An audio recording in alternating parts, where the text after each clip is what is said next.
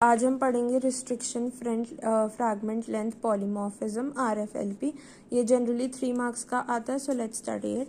The DNA isolation from an individual organism has a unique sequence. सबके अपने unique sequences होता है and even the number within a species differ in some parts of the sequence. और हर species में भी कुछ कहीं ना कहीं उनके सीक्वेंसेस डिफर करते हैं। The restriction sites would also vary, and hence if DNA from a given individual was subjected to digestion with a restriction enzyme, the fragment generated would vary when compared with another individual's DNA. Similarly,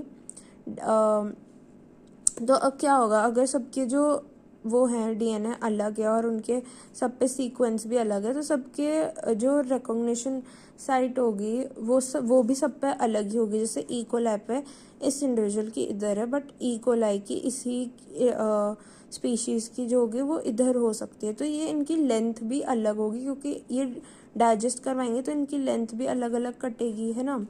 तो वो यही कह रहा है, the variation in size, जो इनकी size में variation होगा of the restriction enzyme generated from fragments among individual within a given species is termed as RFLP, और हम इसे टर्म करते हैं RFLP, a systematic representation of how RFLPs are generated in given below.